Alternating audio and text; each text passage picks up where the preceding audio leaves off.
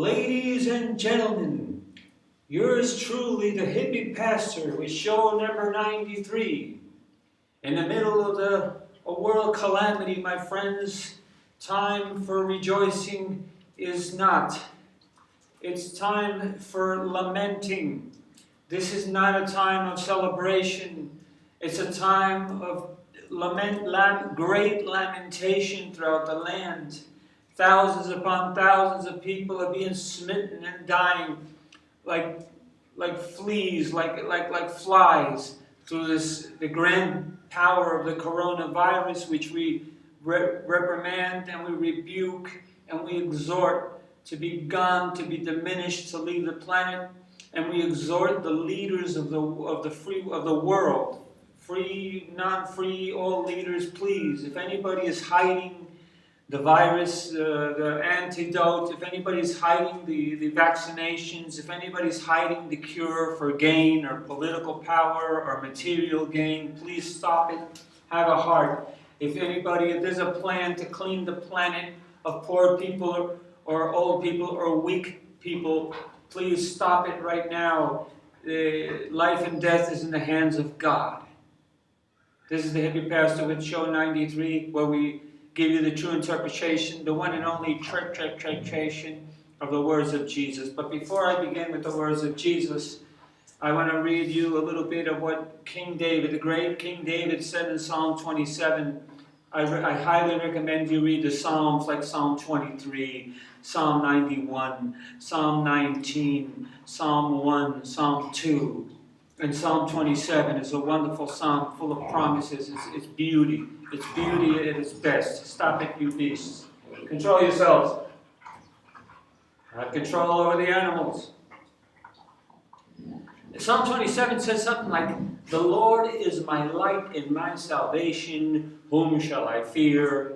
The Lord is the strength of my life. Of whom shall I be afraid? When the wicked, even mine enemies and my foes, came upon me to eat up my flesh, they stumbled and fell. Though in hosts she encamped against me, my heart shall not fear. Though war should rise against me, in this will I be confident." Okay, I'll write that down. One thing have I desired of the Lord, that I may dwell in the house of the Lord all the days of my life, to behold the beauty of the Lord and to inquire in His temple. In His temple, okay? So, having said that, I confess to you all, I have a confession to make, that I am a horrible sinner. I am not a righteous man. I am not a man of, you see me, yes, I'm a man of the cloth. You see, yes, see, I walk with the Lord, but that doesn't mean that I'm a saint.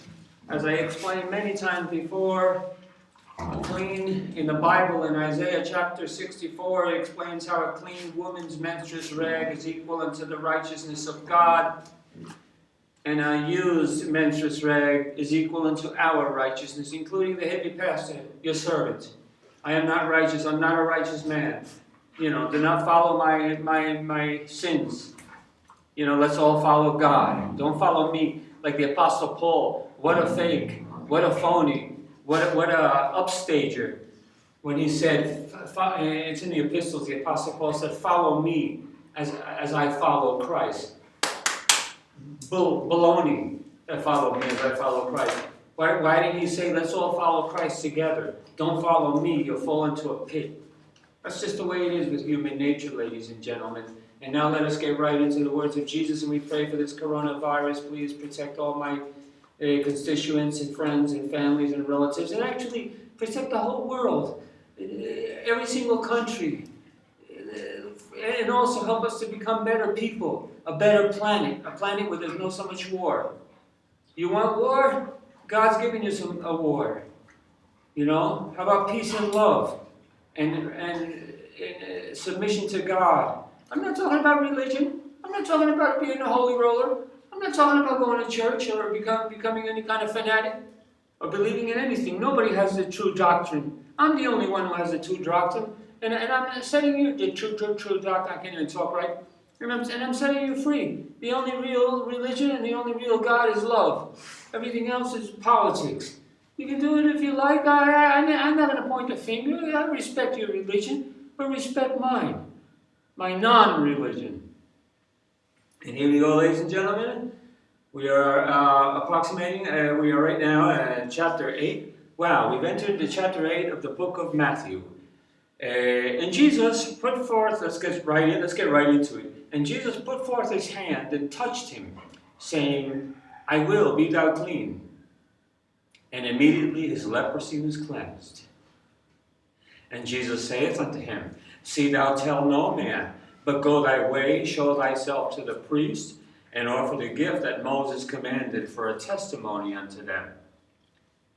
And so that's, that's simple. Jesus could heal a leper, man. He cleansed him. So Jesus can heal us too from the coronavirus or any kind of virus. Stay close to God and give your heart and have a clean heart. And another thing, when it comes time to die, do not die in fear. Do not die in hatred. Do not die in your hatred. Do not die in fear. I got it written down here. I got such a good memory. Do not die in hate. Do not die in lies. Because many, many people live, their life is a lie. Like William Shakespeare said, oh, what a tangled web we weave when we learn to deceive.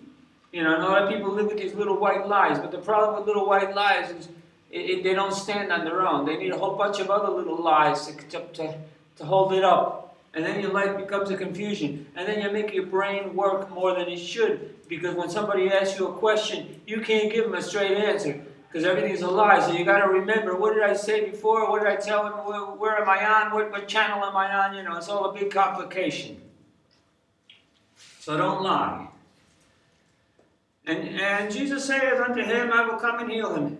When Jesus heard it, he marveled and said to them that followed, Verily I say unto you, I have not found so great faith, no, not in Israel. And I say unto you that many shall come from the east and west, and shall sit down with Abraham and Isaac and Jacob in the kingdom of heaven. But the children of the kingdom shall sit down, shall be cast out into outer darkness. There shall be weeping and gnashing of teeth. Look at that. So, wow. If that don't sound anti-Semitic to you, I don't know what is. Jesus is right there telling the children of Israel, who were supposedly the chosen people of God. They were at a time, but then Jesus gave them the bad news that it's no longer. It's no longer. From now on, we're all chosen people of God. Black people, white people, Chinese people, everybody is chosen people of God. The Jews and the Israelis don't have anything on the rest of the world. They're not superior. They're equal to everyone else in God's eyes. There's no more any special kingdom. And there Jesus is telling them how marvelous. When an Italian soldier, a Roman soldier, Italian, professed Jesus and believed in his words, Jesus marveled and said, I have not found so great faith, no, not in Israel. And many shall come from the east and west, and shall sit down with Abraham and Isaac and Jacob in the kingdom of heaven. But the children of the kingdom shall be cast out into outer darkness. There you have it. So he's saying the children of the kingdom, with the Jews, to Israel, shall be cast out into outer darkness, where they shall be weeping and gnashing of teeth. Now that part, all this fear and trembling and condemnation and eternal damnation and eternal fire and gnashing of teeth, that's not, that's a wrong interpretation. I don't know who put that in there. It's contradictory and it means nothing.